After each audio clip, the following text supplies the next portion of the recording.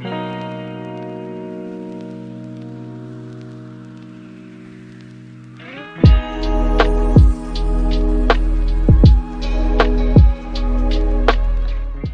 diri dulu, nama saya Zaim Durul Aman. Saya adalah seorang pensyarah di Fakulti Komunikasi, Seni Visual dan Computing di UNISEL, dan saya adalah pensyarah di Jabatan Seni Visual yang banyak mengajar tentang mata pelajaran ataupun kursus-kursus yang berkisar kepada skill.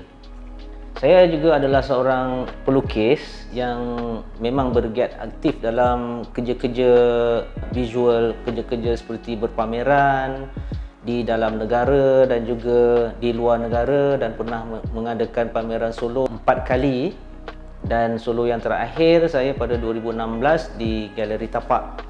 Saya berkelulusan ijazah sarjana muda ITM pada tahun 1988 dan juga master di dalam Fine Art, Master in Fine Art Technology di UiTM Shah Alam juga, dan berpusat di Jalan Osman waktu saya belajar dulu. Di Fakulti Komunikasi, Visual Art dan Computing, kami ada 3 jabatan yang bergabung, iaitu Jabatan Komunikasi, Jabatan Seni Visual dan juga Jabatan Computing. Dan sebelum ini kami dikenali sebagai Fakulti Seni Lukis dan Seni Reka. Kampus kami adalah di UNISEL Shah Alam. Tapi bila bergabung 3 jabatan membentuk satu fakulti, kami berpindah ke kampus induk di Bestari Jaya, dan sekarang lebih kurang 3 tahun gabungan ini, dan juga kami dapat pelajar yang agak ramai, dan juga dah ramai yang graduate dan mendapat pekerjaan yang bagus.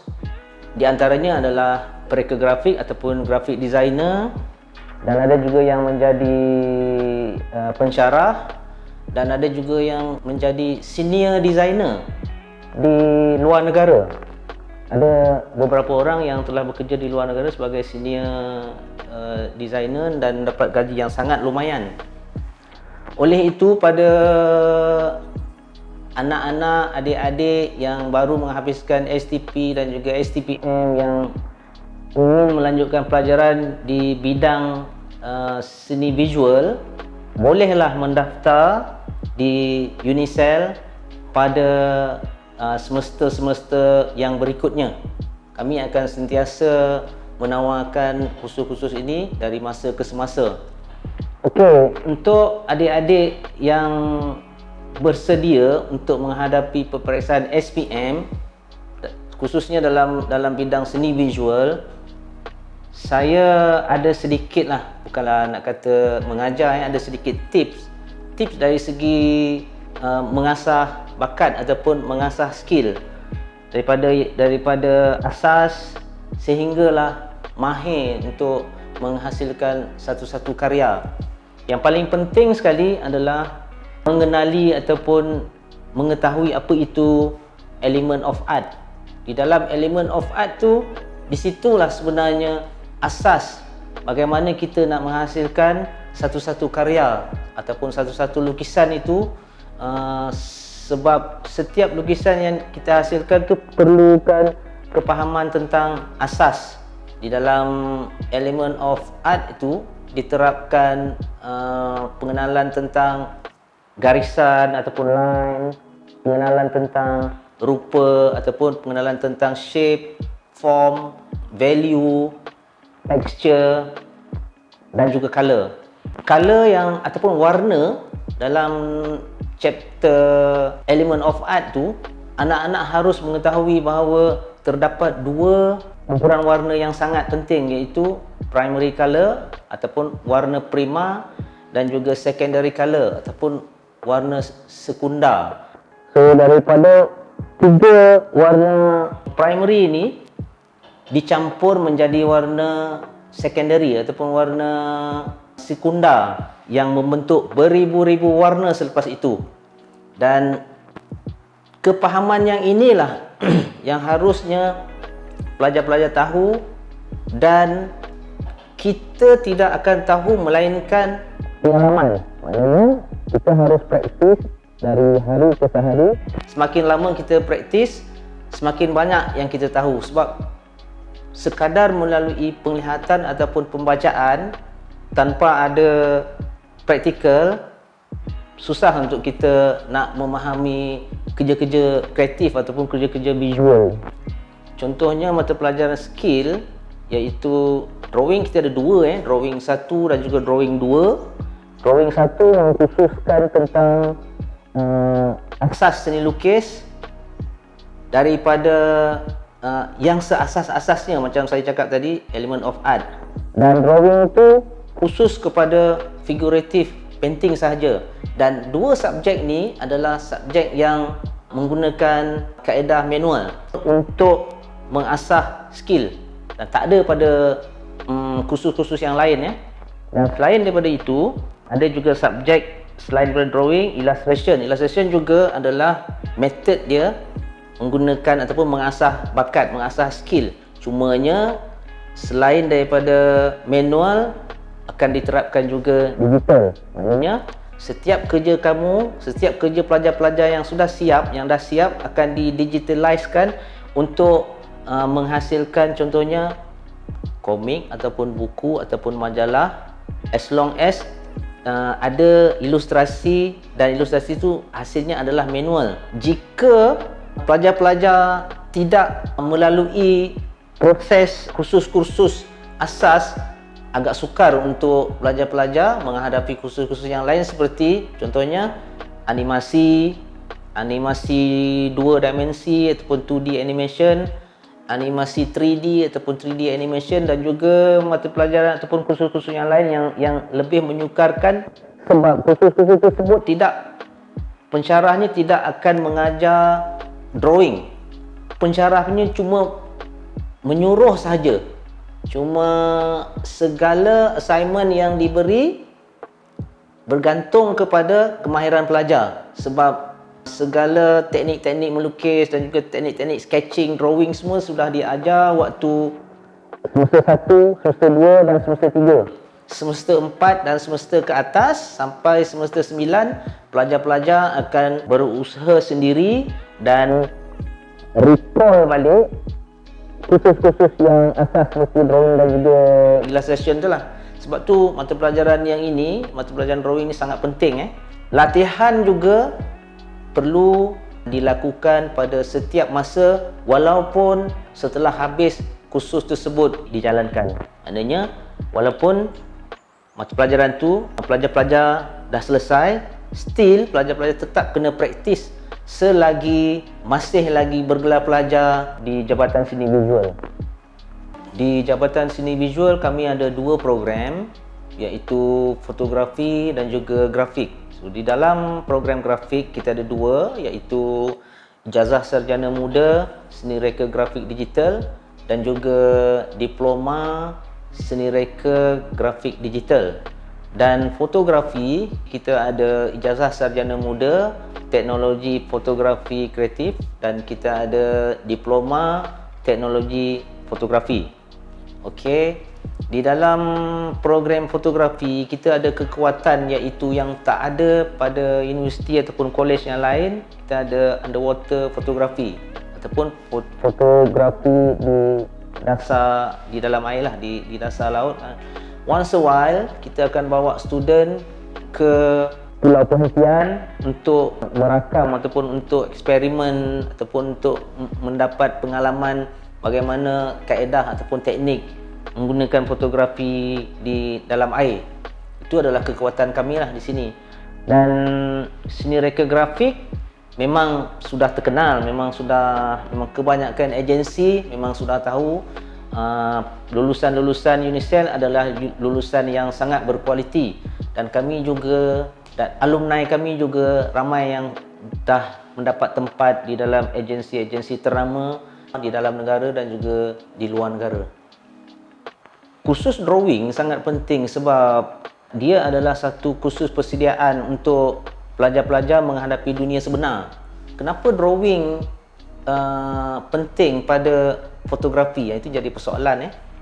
Sebenarnya lulusan fotografi juga nanti di luar sana akan membuat kerja-kerja rakaman, kerja-kerja syuting. Contohnya membuat video pendek ataupun membuat video komersial, dan seharusnya sebelum menghasilkan sesuatu rakaman ataupun syuting, fotografer berganding dengan designer akan menghasilkan sesuatu storyboard dan memerlukan skill untuk melukis. That's why sebab itulah mata pelajaran drawing itu sangat penting walaupun pelajar-pelajar mengambil jurusan fotografi.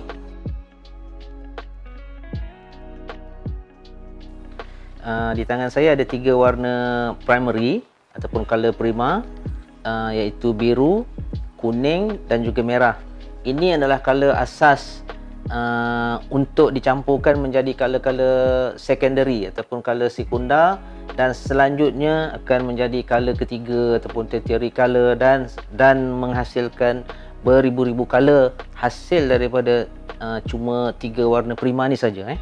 Okey, dan selanjutnya warna dah diletak pada palette. Ini dipanggil palette ya. Bekas untuk campur warna ni dipanggil palette, dan saya dah meletakkan warna prima iaitu warna kuning, warna biru dan juga warna merah untuk dicampur menjadikan warna-warna sekundar untuk saya hasilkan lukisan ini ya. Yang ini adalah canvas ataupun canvas putih yang telah dilakar menggunakan charcoal ataupun menggunakan pensel sebentar tadi. Dan selanjutnya step yang kedua adalah step untuk meletakkan warna di sini menggunakan color prima, menghasilkan warna-warna basic. Okey, ini ada beberapa brushes ataupun beberapa brush, dan brush-brush ini saya akan pilih mengikut keselesaan saya. Saya pilih brush yang ini untuk saya gunakan sebagai brush untuk mencampur warna. Kemudian dan ada sedikit air. Tujuan dia adalah untuk membersihkan brush bila kita nak menukar daripada satu warna ke satu warna yang lain. Sebelum kita mix color, seharusnya pasahkan dulu brush, dan kita biasanya mendapatkan color-color secondary melalui campuran warna primary, dan biru campur dengan merah dapat color seolah-olah macam ungu je tu atau purple. Ni untuk saya dapatkan outline ataupun garis luar ketika menghasilkan karya-karya seperti inilah painting. Teknik untuk mendapatkan outline ni terpulang kepada anak-anak, terpulang kepada pelajar, dan terpulang kepada kesesuaian brush yang digunakan mengikut keselesaan masing-masing lah. So lupa saya nak bagi tahu ni, ini adalah warna ni dipanggil acrylic. Acrylic ni adalah warna contemporary yang digunakan yang sering digunakan sebagai warna-warna untuk menghasilkan karya oleh pelukis-pelukis sekarang, pelukis sama ada pelukis ternama ataupun pelukis amateur. Saya gemar untuk memperkenalkan warna akrilik ni kepada pelajar-pelajar, sebab warna akrilik ni mudah untuk kita menghasilkan berbagai-bagai teknik. Contohnya teknik cat air menggunakan akrilik, teknik cat minyak pun menggunakan akrilik, bergantung kepada macam mana kita nak gunakan dia. Sebab kalau kita nak hasil dia ataupun result dia seperti cat minyak, kita harus menggunakan banyak color dengan kuantiti yang agak pekat. Kalau kita nak buat seperti cat air ataupun watercolor, kita menggunakan kuantiti air yang banyak. Itu bezanya. Dan beza antara akrilik dan cat minyak ni, tidak banyak perbezaan. Yang perbezaan ni tidak ketara sebab hasil dia akan tahan lama. Dia tahan beribu-ribu tahun ya. Cuma bezanya adalah akrilik dia water based, itu saja. Tapi bila karya tu dah siap, hasilnya kalau kadang-kadang kalau kita nak tengok cat minyak dan cat akrilik, kita hampir-hampir keliru yang mana satu akrilik, yang mana satu cat minyak sebab hasil dia hampir sama. Cuma execution dia je yang sedikit berbeza Okey, sekarang saya cuba dapatkan basic structure dan capture di mana gelap dan juga di mana kawasan terang, iaitu kawasan yang di mana cahaya jatuh ataupun di mana light drop. Ni saya tinggalkan ruang yang cerah dan saya cuma gelapkan warna yang gelap. Medium akrilik ni kalau dibandingkan dengan medium cat air, dia agak berbeza sebab medium akrilik basic warna dia adalah warna-warna yang gelap. Kalau akrilik, kalau watercolor ataupun cat air, kita akan gunakan warna-warna terang dahulu, lepas tu slowly kita akan masukkan warna-warna yang gelap. Akrilik kita menggunakan warna yang gelap dulu dan slowly kita akan terangkan dia. Kita akan highlight dia lah. Kita akan highlight mengikut cahaya, mengikut di mana cahaya datang dan juga di mana bayang. Cahaya dan bayang itulah yang saya katakan tadi adalah salah satu daripada elemen of art, iaitu value. Dan sekarang saya dah membentuk form. Kita dah nampak sini sedikit, kita dah nampak form. Dan untuk yang ini terang dan juga kawasan yang gelap ni adalah value untuk satu-satu karya. Kadang-kadang pelukis akan melukis menggunakan berus daripada awal sampai karya tu siap. Tapi saya biasanya akan menghasilkan karya mengikut keselesaan saya, iaitu menggunakan berus. Kadang-kala saya terus menggunakan tangan without gunakan berus. Dan sebentar lagi saya akan tunjukkan cara saya menggunakan melukis menggunakan tangan setelah saya dapat struktur figure yang saya sedang lukis ni. Struktur ni adalah panduan untuk saya meletakkan warna-warna yang berikutnya nanti. Kita tak perlu risau tentang jadi ke tak jadi ke, sama ke tak sama ke dengan model yang kita tengok ataupun dengan reference yang kita tengok. Kita cuma concern form dan juga proportion. Proportion yang paling penting dalam satu-satu karya adalah proportion. Kalau proportion kita tak betul, walaupun karya tu cantik tapi nampak tak menarik. Okey, saya dah hampir siap sebenarnya. Sebenarnya kalau area yang besar macam ni, kita kena gunakan berus yang besar lagi. Saya memilih berus yang agak besar sedikit untuk menghasilkan kawasan yang gelap tu.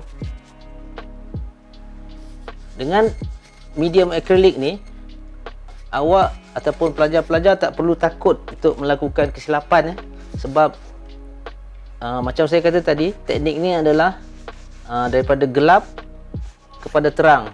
Maknanya apa saja kesilapan di dalam meletakkan satu-satu warna tu, kita boleh enhance balik dengan warna-warna yang terang kemudian.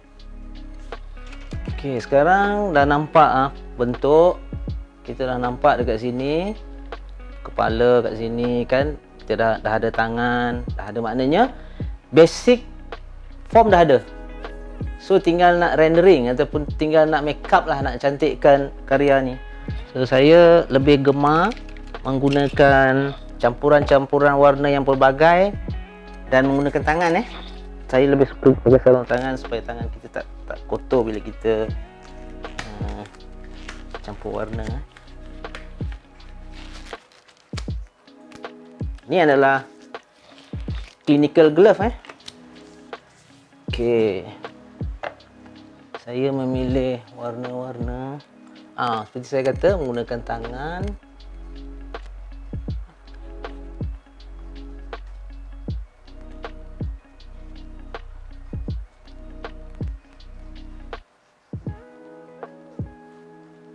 Tak perlu risau kalau ada sikit-sikit mistake, tak perlu risau sebab kita boleh add some more colour.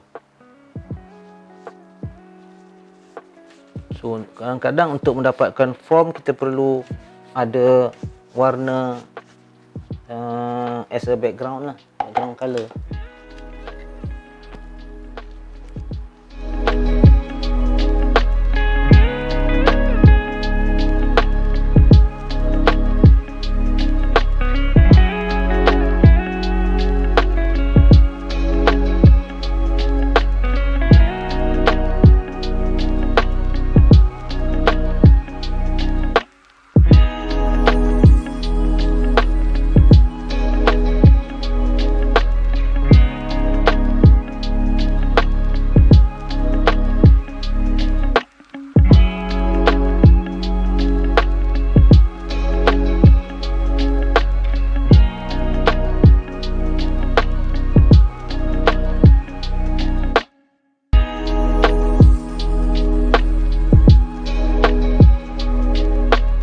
Diharap tips dan penerangan yang saya beri sebentar tadi dapat membantu calon-calon pelajar SPM dan STPM menghadapi peperiksaan seni visual akan datang.